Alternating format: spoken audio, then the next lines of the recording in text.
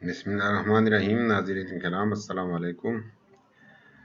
आज जो टॉपिक पे मैं बात करना चाह रहा हूँ वो आर्किटेक्चरल नहीं है। आर्किटेक्चर फ़नी तामीर के लिहाज से नहीं है, लेकिन क्योंकि हम सोसाइटी का हिस्सा है और बहैसियत पाकिस्तानी शहरी मैंने ये मुनासिब समझा कि मैं भी इस पे बात करूँ, क्योंकि बहुत ज़्यादा वायलेंस हुआ है पिछले 3-4 माह में। और लास्ट कुछ हफ्ते पहले आपको याद होगा साबिक़ वज़ीर-ए-आज़म इमरान खान साहब पे कातिलाना हमला हुआ वज़ीराबाद में। तो इस लिहाज से कौम में बहुत ज़्यादा खौफ व हिरास फैल गया और काफ़ी तशवीश का इज़हार किया गया।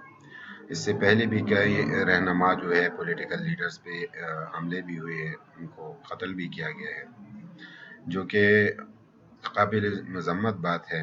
और माशरे में वायलेंस यानी तशद्दुद का रुझान को परवान चढ़ाना बिल्कुल मुनासिब नहीं है, क्योंकि अगर पहले कुछ ऐसा हुआ है तो उसके मुज़िर असरात माशरे पे पड़े हैं, उसके इकॉनमी पे पड़े हैं और उसके जो है लोगों के जहनों पे नेगेटिव असरात पड़े हैं और इंटरनेशनली भी मुल्क की बदनामी का बायस बने हैं। तो इस पे मैं ये बात करना चाहूँगा कि पावर, क़ुव्वत, ताकत की जंग जो है पूरे दुनिया में बड़े क़ुव्वतों के दरमियान भी जारी रहती है, और फिर मुख्तलिफ़ ममालिक जो थर्ड वर्ल्ड कंट्रीज़ है उनको भी जब वो सर उठाने लगते हैं तो उनको भी गिराने के लिए ऐसे कुछ वारदात, ऐसे कुछ इख्तिलाफ़ात पैदा किए जाते हैं ताकि वो आपस में लड़ पड़ें और सर ना उठा सकें। और इसी दौरान उन ममालिक के जो रिसोर्सेस है, जो कुदरती वसाइल है, जो गैस, तेल, गैस और कोयला और जितने भी नवादरात और जो ज़खायर हैं कुदरती, ज़मीन के अंदर तांबा, प्लूटोनियम, जो भी आगे मुख्तलिफ़ चीज़ें हैं, उन पे कब्ज़ा करने की, उनको अपने तरफ अपने पास रखने की कोशिश की जाती है। और बहुत सारे काबिल लोग भी मुल्क में मौजूद हैं। मैं ये नहीं कह रहा कि मैं किसी को समझाने के लिए कर रहा हूँ, लेकिन मैं आम आवाम जो कि यंगस्टर्स है, जो नौजवान आजकल इस तरफ बढ़ रहे हैं और वो सोचने पे मजबूर है कि उनके मुस्तकबिल के साथ क्या हो रहा है या उनके लीडर्स के साथ क्या हो रहा है। मैं किसी पार्टी के साथ वो नहीं कर रहा हूँ, तरफदारी में नहीं कर रहा हूँ, लेकिन जो मैं हक़ चीज़ देख रहा हूँ तो उस पे मैं बात करना ज़रूरी समझता हूँ। बहुत सारे सहाफ़ी व हज़रात वगैरह इस पे बात करते रहते हैं, मैं सुनता भी हूँ। मैंने आज तक इस पे कोई अपनी राय नहीं दी, लेकिन इस बारे में ये राय ज़रूर देना चाहूँगा, क्योंकि पिछले दौर में जो भी कुछ हुआ, ना अवामी के पास इतने रिसोर्सेज और न वसाइल थे, न इतनी आगाही थी, न हमारी आबादी इतनी थी। अगर कुछ नुकसान हुआ तो उसका इम्पैक्ट कम था। हमारे रिसोर्सेज उस टाइम ज़्यादा थे, आबादी कम थी, लेकिन आजकल हमारी आबादी ज़्यादा हो गई है और रिसोर्सेज कम हो गए हैं, महदूद हो गए हैं। तो हमें डिपेंडेंट रहना पड़ेगा, हमें हर चीज़ इम्पोर्ट करनी पड़ती है, एक्सपोर्ट्स हमारे कम हैं।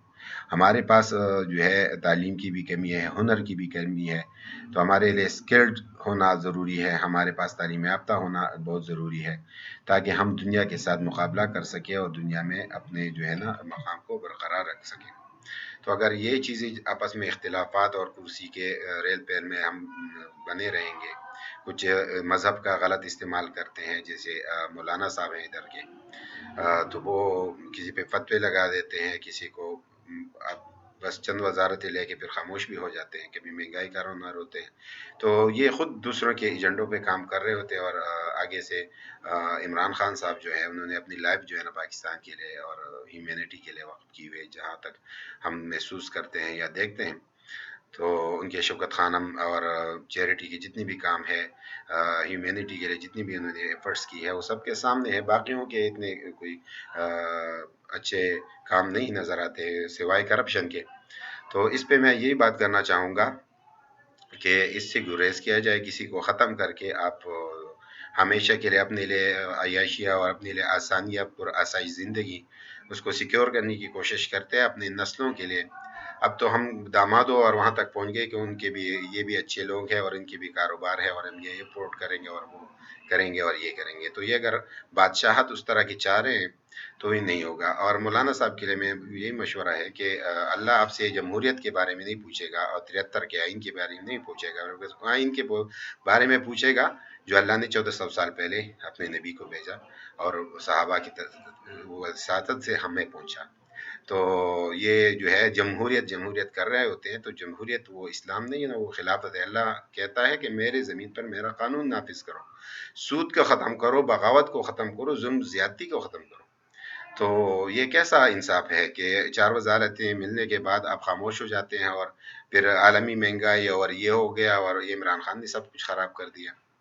ایسا تو پوری دنیا دیکھ رہی ہے، دنیا جاہل تو نہیں ہے، نہ یہ بھیڑ بکریاں ہیں جیسے عمران خان صاحب کہتے ہیں، ہم بھیڑ بکریاں نہیں ہے جو کرو ہمارے ساتھ تو ہم برداشت کر لیں گے۔ تو اب عوام کا جو ہے برداشت ان کی ختم ہو چکی ہے، مہنگائی اپنے جو ہے عروج پر ہے۔ اس سے زیادہ مہنگائی میرے خیال میں قوم میں انتشار پھیلائے گی اور قوم برداشت نہیں کر پائے گی۔ لوگوں کے پاس روزگار ختم ہو رہا ہے، ان کے وسائل جو ہے نا وہ نچوڑے جا رہے ہیں، وہ ان سے چھینے جا رہے ہیں۔ 9-10 لاکھ لوگ پاکستان چھوڑ کے باہر جا چکے ہیں، تو 22-23 کروڑ کے عوام کے لیے وہ میرے خیال میں بچانے میں کامیاب نہیں ہوں گے۔ حکومت کے پاس وسائل ہوتے ہیں، وہ انفراسٹرکچر کے کام کرتی ہے، ڈیولپمنٹ پہ کام کرتی ہیں، تو لوگوں کے پاس روزگار آتا ہے، لوگ ملک ترقی کرتا ہے، ملک کی اکانومی بڑھتی ہے۔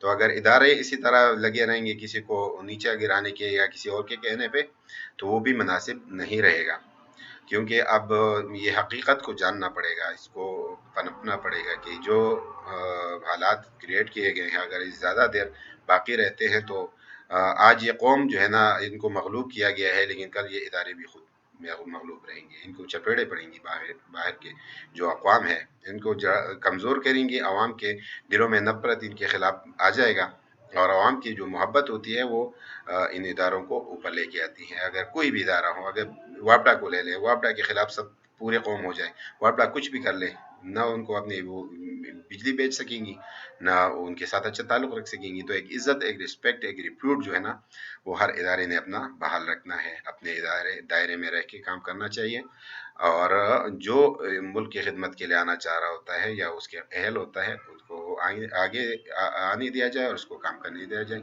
تو میرے خیال میں یہ پاکستان اداروں اور سب کی عزت کے لیے ضروری ہے، اور یہ ہمارے لیے نجات کا باعث بنا رہے گا۔ اللہ اپنی دین کو ہمارے معاشرے میں رائج کرنے کی ہمیں توفیق دے، ہمیں اور ہماری زندگیوں میں اللہ اپنے کلام کو نافذ کرے جس پہ ہم عمل کر سکیں۔ اور یہ جو نقلی مولوی وغیرہ ہے جو اسلام کا نام یوز کرتے ہیں، جو مصطفیٰ کا نام یوز کرتے ہیں، رسول اللہ کا نام ذکر کرتے ہیں اور اسلام زندہ باد کے نعرے لگاتے ہیں، اور آگے کام ان کے جو ہے نا یہودیوں سے بھی آگے ہوتے ہیں۔